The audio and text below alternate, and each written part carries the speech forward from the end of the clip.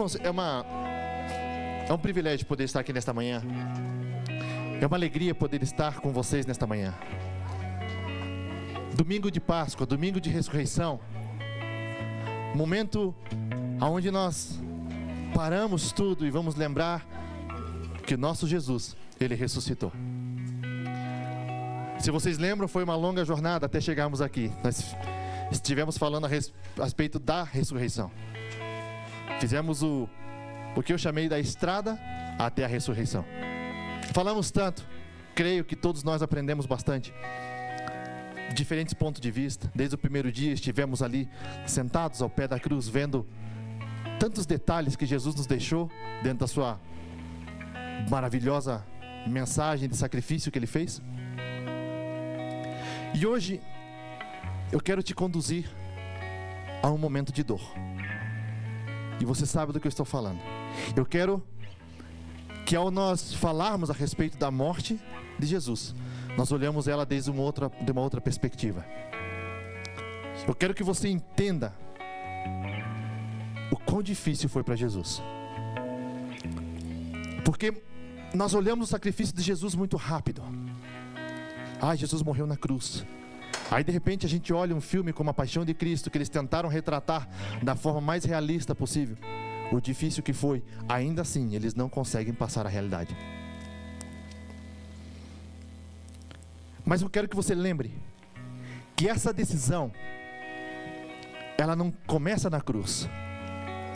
Essa decisão, ela começou muito antes.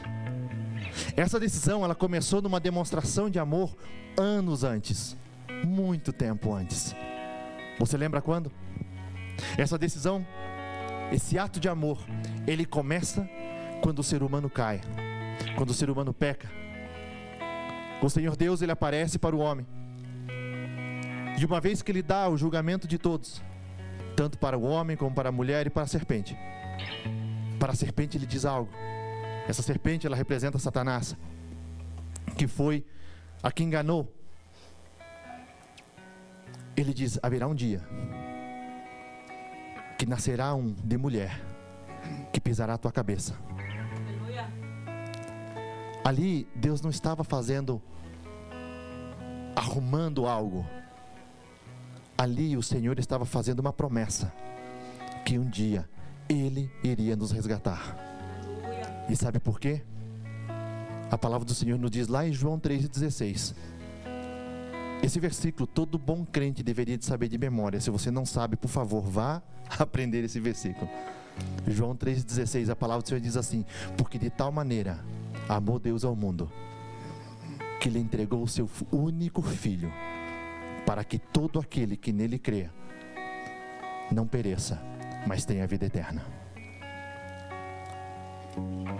Mas agora, eu quero que você lembre, Jesus durante 3 anos, o seu ministério, Ele começa a pregar durante esses 3 anos.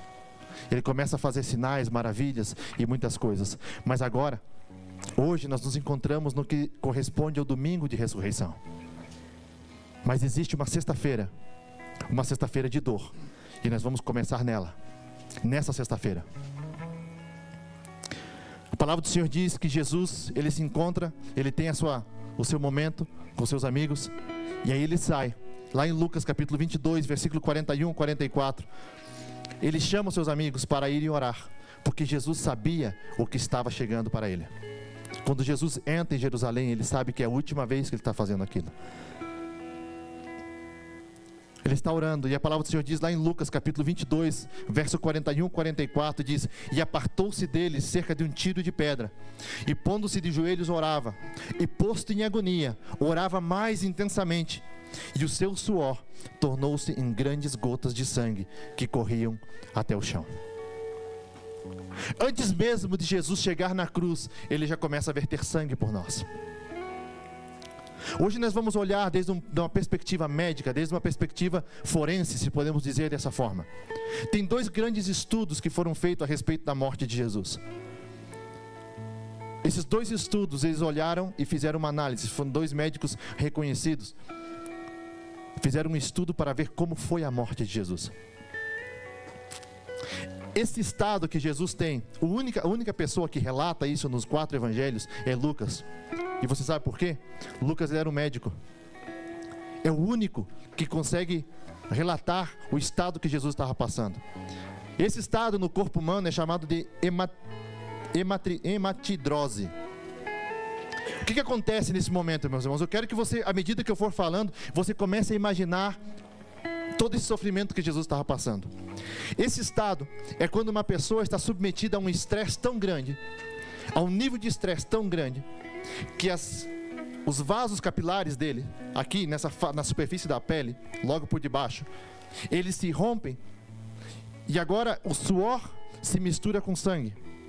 E ele, ao invés dele, o seu suor começa a gotejar sangue, porque ele está misturado com o suor, o sangue e o suor, porque esses vasos capilares são microvasos, eles se rompem.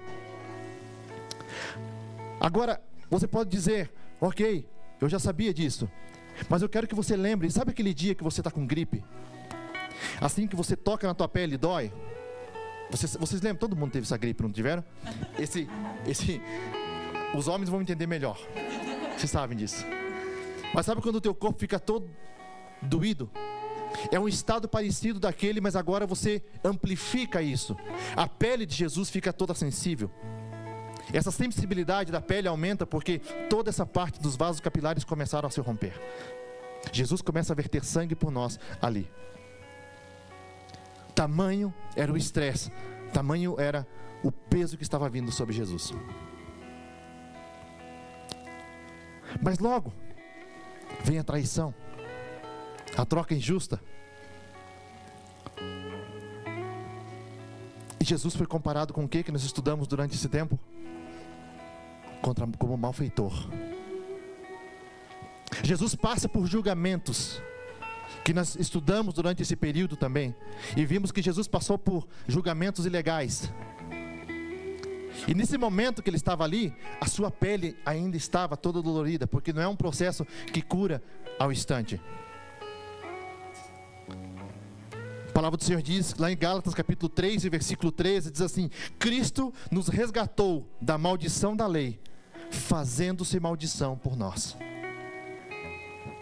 Porque está escrito: maldito aquele que for pendurado no madeiro. Mas agora, irmãos, eu quero que você lembre de uma situação. O nosso Jesus, depois de ser condenado, ele provavelmente, o que seria de acordo com a lei romana, ele recebe doble condena. Porque Jesus primeiro é açoitado e depois ele é condenado ao madeiro. Ademais, além do que o seu julgamento foi ilegal, porque foi feito à noite, foi feito sem ele tivesse a presença de alguém que representasse ele, toda essa parte que nós já estudamos, agora Jesus ele é levado para ser açoitado. Deixa eu falar um pouco para você de como que era o açoite. O nome daquilo se chamava flagrum. Era um chicote de couro, com pequenas bolas de metais na ponta, e juntamente com essas bolas de metais tinham pedaços de ossos que eram colocados. E aquela cena que você vê no filme da Paixão de Cristo, ela relata uma realidade bastante próxima do que era. Cada vez que ele recebia as chicotadas, aqueles ossos cravavam na sua pele, e quando eles puxavam de volta, ela trazia a pele junto. Lembra que ele passou por um processo que toda a sua pele estava sensível. Cada vez que ele recebia os açoites, aquelas bolas cravavam, aqueles ossos cravavam, e quando puxavam pele, puxavam músculo, puxavam veias. Cada vez que aquilo fazia. Depois, eles pegam uma capa e colocam em cima dele. Essa capa não era um linho fino, não era algo que poderia aliviar aquela dor, pelo contrário, ela era grossa. Era uma capa que geralmente os reis levavam ela.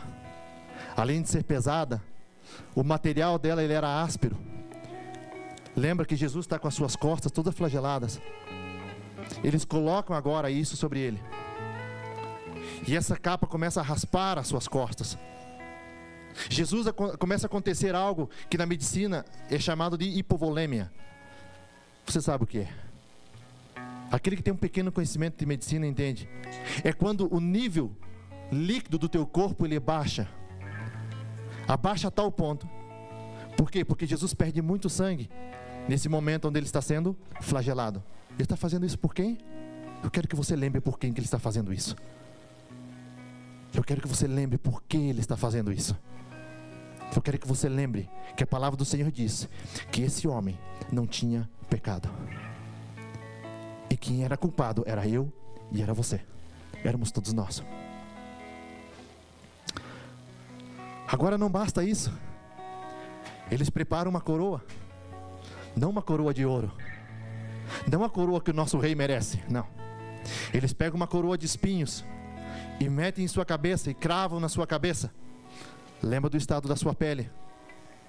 Não é um estado que se cura em menos de 24 horas.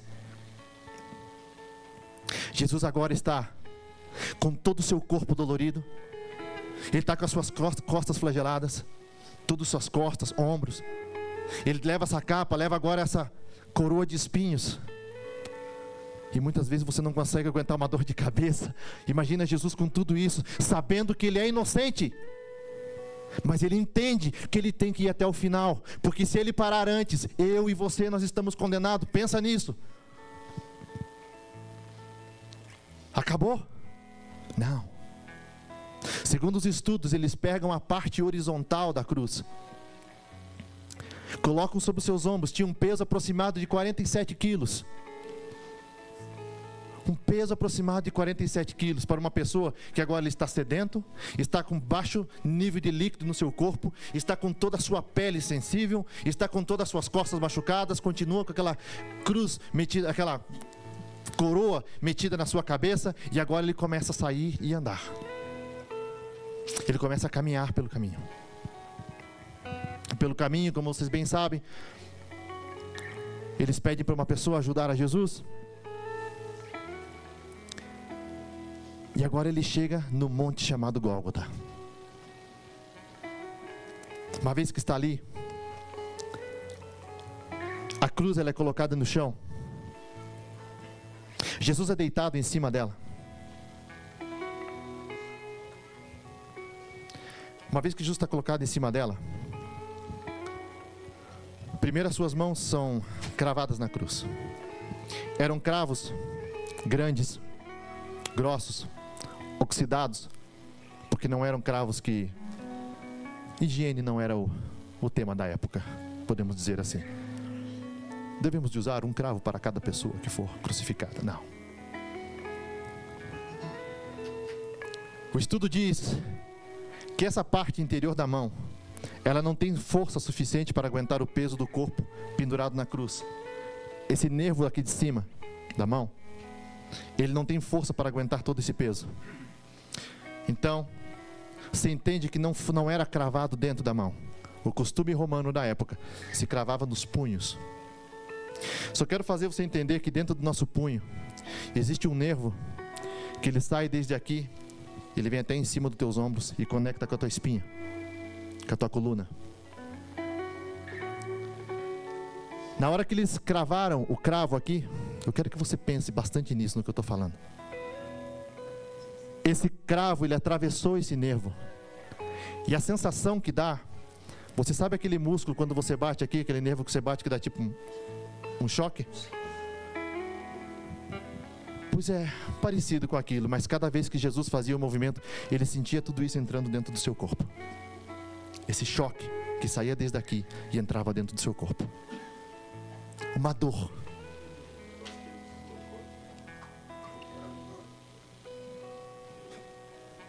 Não sei. Isso foi feito nas duas mãos, meus irmãos. Eu quero que você pare por um momento, se você quiser, e imagine essa mão estendida, aquele cravo frio encostando na sua pele, e agora alguém batendo e aquilo atravessando os seus punhos. Mas eu quero que você lembre por que ele está fazendo isso. Ele está fazendo porque ele sabe que necessita salvar todos nós. Mas isso não é o fim. Ainda falta o outro braço. E agora falta os pés. Os pés ele tinha um pequeno apoio. Eles colocavam os pés ali em cima, um em cima do outro. O cravo ele era um pouco maior. E agora eles atravessam os dois pés. Uma vez que isso está feito, necessitava agora levantar essa cruz. No momento que se levanta essa cruz, todo o peso do seu corpo cai em cima desses 3 pontos de apoio que ele tem. Mas existe algo interessante. Desde essa visão forense, Jesus começa a padecer algo que é asfixia. Por quê? No momento que os seus braços estão estirados e todo o peso do seu corpo está em cima daquilo, o seu corpo fica num estado constante de inalação. É como se você estivesse prendendo a tua respiração em todo momento. Tenta fazer isso por um momento. Tenta segurar o teu... Enquanto eu falo, tenta segurar a tua respiração aí. Porque enquanto isso, Jesus não conseguia respirar. Só existia uma forma que Jesus podia respirar. Para que ele respirasse, ele teria que apoiar todo o peso em cima desses 2 pés, dos 2 pés dele. Levantar o seu corpo, tomar um ar e falar: mulher, eis aí o teu filho. E você, eis aqui a tua mãe. E descansava novamente. Por cada frase que nós vimos Jesus falando na cruz, ele tinha que fazer isso. Por cada momento que Jesus teve que respirar, ele teve que fazer isso. Irmão, se isso não é amor, eu não sei o que é amor. Se uma pessoa chegar a este ponto por amor, eu não sei o que é amor. Se você não entende isso. Por cada frase que ele falou, ele teve que fazer esse movimento. Lembra que Jesus agora ele está fraco, debilitado, sedento, cansado, tudo. Mas ainda assim, ele continua fazendo as coisas, porque ele sabe que necessita cumprir toda a Escritura. Vocês lembram que a gente estudou sobre isso? Ele sente sede, ele pede por água, ele dá um vinagre. Segundo a visão forense, qual seria a causa da morte de Jesus? Deixa eu te explicar um pouco. Poucas pessoas tiveram a oportunidade de ver um corpo humano pela parte de dentro. Eu tive essa oportunidade. Tive a oportunidade de segurar um coração nas minhas mãos. Ao redor do nosso coração existe o pericárdio. É uma membrana, um músculo, depende de como você veja. Ela fica ao redor do coração. E essa membrana, ou esse músculo, ela facilita o movimento do coração. No nosso peito, dentro de todos nós aqui dentro, existe algo que se chama pleura. É uma pequena capa viscosa. Estou tentando explicar da melhor maneira possível. Ela facilita cada vez que você respira. O teu pulmão, ele desliza na tua caixa torácica, facilitando isso. E tem pessoas que dizem que isso foi uma explosão, um acaso que aconteceu, tanta perfeição. Mas enfim, o que acontece? Pela dificuldade de respirar, o seu corpo começa a passar por essa grande dificuldade, e agora esse músculo, ele começa a ter água e líquidos nessa parte, e começa a limitar o espaço do coração fazer o seu movimento. Da mesma forma, no seu peito, começa a encher de líquidos, e agora o pulmão não consegue fazer todo o movimento que a sua caixa torácica necessita para poder encher de ar suficiente. Cada vez mais a respiração de Jesus vai ficando mais difícil. Cada vez que ele tem que impulsar e sentir toda aquela dor nos seus braços e nos seus pés, cada vez que ele puxa o ar vem menos, porque tem menos espaço dentro do seu peito, porque agora o líquido está tomando lugar disso. Muitas pessoas passaram pelo Covid. Eu, graças a Deus, não sei como explicar, mas ou pessoas que sofrem de asma. Tenta pensar quando você tenta puxar ar, você faz força, mas o ar não entra, porque não tem mais espaço aqui dentro. É o que Jesus começa a sentir agora. causa da morte de Jesus provavelmente foi o infarto do miocárdio. É quando agora o coração já não consegue mais, ele não tem mais espaço, ele para de bombar sangue, ele para de fazer todo o movimento, ele para de mandar oxigênio, o corpo já não consegue mais tirar dióxido de carbono e jogar para fora. Jesus já não consegue mais respirar, mas agora ele sente que o momento está chegando, e ainda assim, ele uma vez mais, ele faz a força, ele toma todo o fôlego que ele pode e diz: Pai, em tuas mãos eu entrego o meu espírito. E agora Jesus declara que tudo está consumado. E ele entrega o seu espírito. Um coração carregado de hipovolêmia, de falta de líquido no seu corpo, mas o coração cheio. Jesus literalmente morreu de coração partido. E ele fez isso por quem? Ele fez isso por mim, e ele fez por você. Se nós finalizássemos esse culto e fôssemos embora, pensando que isso acabava aqui, não acaba aqui. A prova de tudo isso que eu falei para vocês, meus irmãos, é quando os soldados chegam e colocam a lança no lado dele e sai água misturada com sangue. A prova de que ele estava morto. Porque agora todo o seu peito está cheio de líquido. Porque o seu corpo já não consegue mais fazer aquilo. O corpo já morreu. Nós temos ali agora um corpo morto. Já não tem mais espírito ali dentro. José de Arimateia chega, pede para levar o corpo. Por quê? Porque ele não queria que o corpo ficasse todo sábado pendurado lá. Eu quero lembrar você que desde a hora sexta, a palavra do Senhor diz que houve treva na terra. Houve escuridão. Quando Jesus dá esse brado, com esse último fôlego que ele consegue arrancar, a palavra do Senhor diz que o véu no templo, se você não entende ainda, o que acontece? O Santo dos Santos, onde estava a arca do Senhor, que representava a sua presença, somente o sacerdote podia entrar ali. Existia uma cortina que era mais ou menos dessa grossura. Era bem grossa essa cortina. Ela era tão forte que os estudiosos dizem que se colocasse 2 cavalos amarrados nas 2 pontas, cada um tirando para um lado, não se rompia aquela cortina. Mas na hora que Jesus dá o brado dizendo que está consumado, tetelestai, vocês lembram disso? Ele estava pagando uma conta parcial? Não, ele estava pagando toda a conta.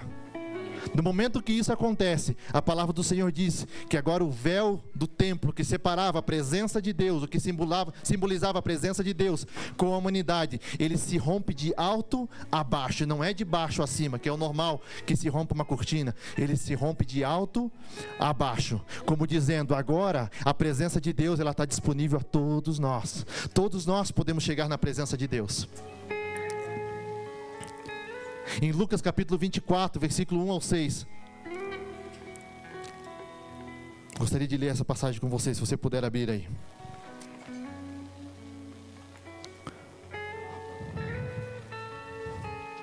Lucas capítulo 24.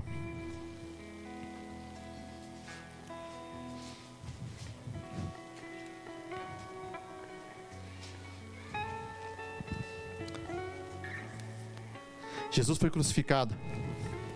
Eles rolaram uma pedra em cima.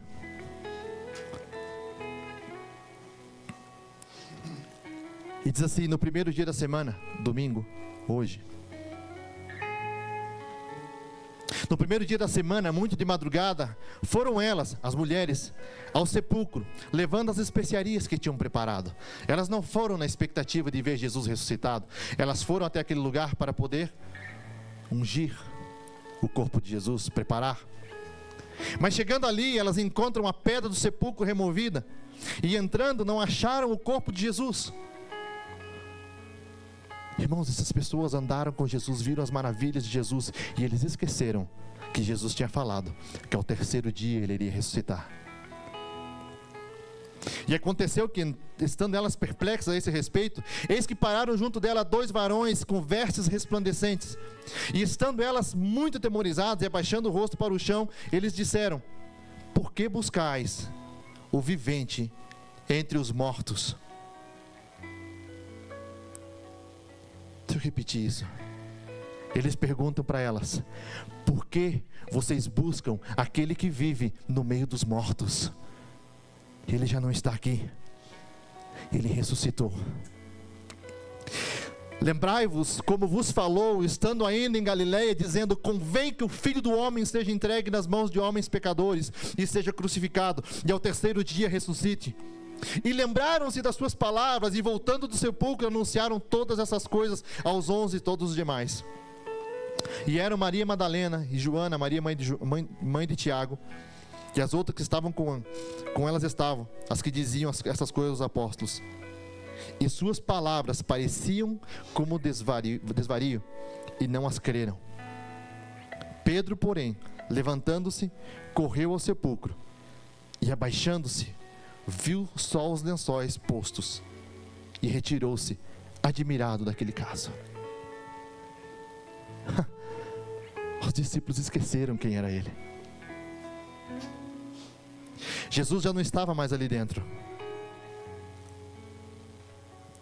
Graças a toda essa dor que ele sentiu, graças a todo esse momento de dor e final de morte, irmãos,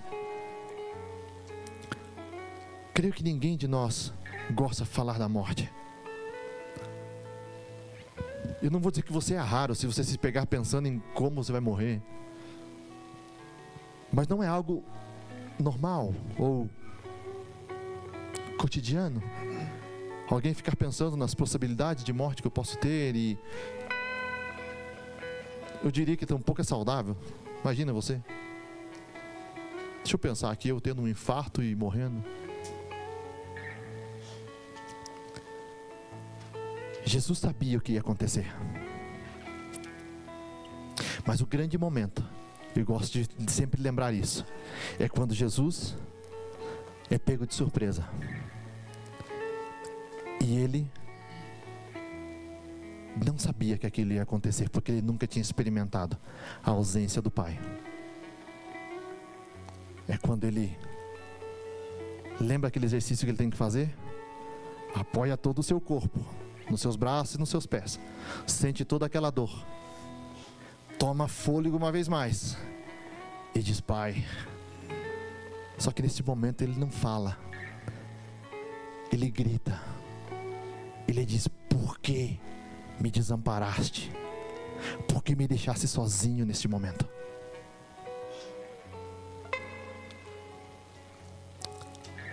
A morte dele foi a única que trouxe vida para todos nós, e nós esquecemos disso. 1 Coríntios capítulo 15, versículo 20 ao 22. Mas agora Cristo ressuscitou dos mortos, porque assim como todos morrem em Adão através do pecado, assim todos serão vivificados em Cristo. Colossenses capítulo 3 e versículo 1, a palavra diz: portanto, se já ressuscitastes com Cristo, buscai as coisas que são de cima, onde Cristo está sentado à destra de Deus Pai. Eu quero te convidar a você ficar de pé.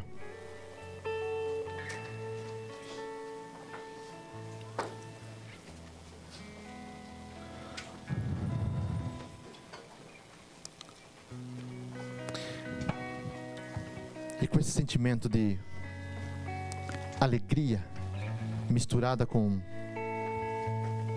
dor, eu quero que você lembre que na sexta-feira anterior, antes de tudo isso começar, ele senta com seus amigos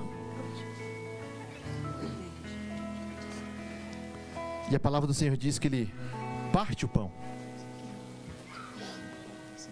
Aqueles que vão nos ajudar com a Santa Ceia, eu gostaria que viesse até aqui. E tudo aquilo que acontece naquele momento íntimo, o Senhor logo revela para Paulo.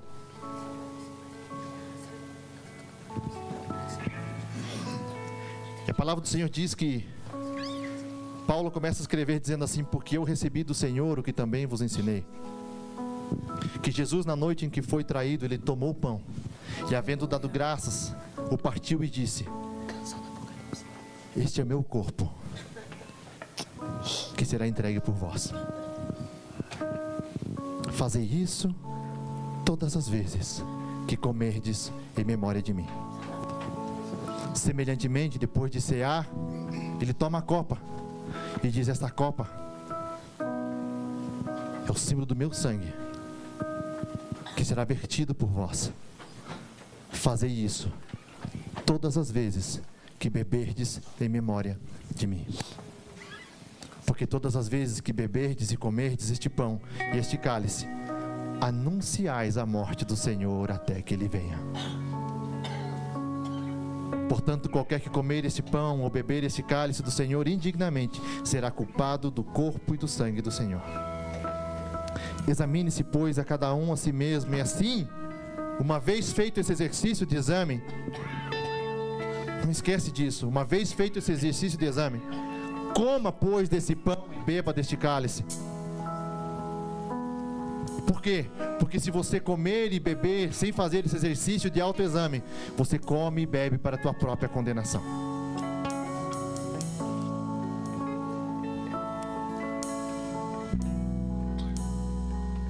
Irmãos, os discípulos esqueceram. Ontem ali, na casa dos anciões, onde nós estivemos ontem, eu falei que os seus inimigos não esqueceram. Os seus inimigos não esqueceram do que Jesus tinha falado. Os seus discípulos sim. Mas os inimigos, eles vão até Pilatos e dizem: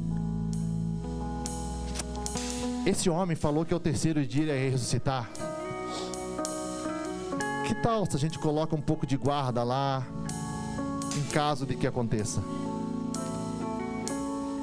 Os discípulos esqueceram, mas os inimigos não. Os discípulos esqueceram do que Jesus tinha falado. Não sejamos nós hoje como os discípulos e esquecer ou tomar todo esse sacrifício que Jesus fez de maneira ligeira, de maneira rápida, esquecendo tudo aquilo que Jesus fez, porque Ele fez por amor. Ele foi uma demonstração de amor. Examine-se, pois, o homem a si mesmo. Examina, pois, agora a tua vida, de como você está levando, como está sendo o teu relacionamento com Jesus, como está sendo a tua vida com Ele, que lugar esse homem que entregou tudo, a ponto de entregar a sua vida, que lugar que ele tem na tua vida, que lugar que ele está ocupando agora mesmo.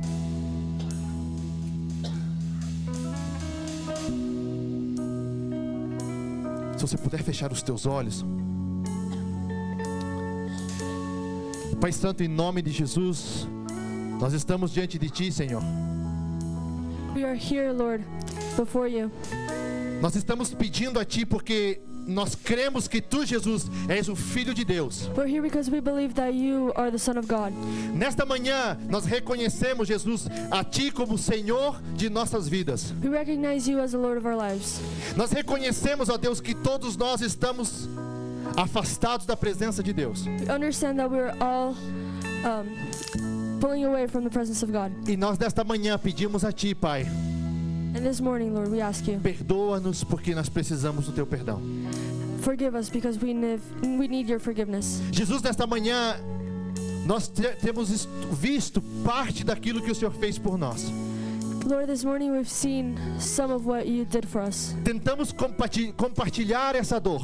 We try to share this pain. Tentamos sentir a mesma dor que o Senhor sentiu. Try to feel the same pain that you did. Mas ainda assim não chega nem perto do que o Senhor realmente passou naquele dia. But it doesn't come close to what you actually suffered through that day. Mas nós não ficamos presos nesse momento de dor. But we are not locked into this place of pain. Nós não estamos na sexta-feira onde o Senhor Jesus morreu. This is not Friday where you died. Nós estamos no domingo onde o Senhor Jesus ressuscitou por nós. You're under the Sunday when you rose. Nós estamos no domingo onde aquela tumba estava vazia. We're on the Sunday when that tomb was empty. Nós estamos no domingo onde todas as promessas foram cumpridas. When every single promise was fulfilled. Nós estamos no domingo onde o nosso rei ressuscitou. We're on the Sunday when our King rose from the dead. E é a Ti, Jesus, que nós adoramos nesta manhã. And it's you, Jesus, who we É a praise this Ti, morning. Senhor, que nós exaltamos nesta manhã. It's you who we exalt this É a morning. Ti, Senhor, que nós dizemos aleluia. To you we say hallelujah. É a Ti, Senhor, que nós dizemos bendito é aquele que vem em nome do Senhor. To you we say blessed is the one who comes in the name of the Lord. É a Ti, Jesus, que nós dizemos que Tu és santo. It's to you, Lord, who we say you're Que Tu holy. és santo. You're holy. Que Tu és santo. You're holy. Tu és aquele que era, Tu és aquele que é, e Tu és aquele que é de vir. You're the one who was, who is, and who is to come. Eu quero te convidar a cantar essa canção I conosco. want to invite you to sing this song with us. Enquanto o cálice é servido para você, While communion cante is comigo, served, feche os teus olhos, adore o nome dEle. close your eyes, sing with me, and praise His name. Vamos exaltar o nome daquele que vive.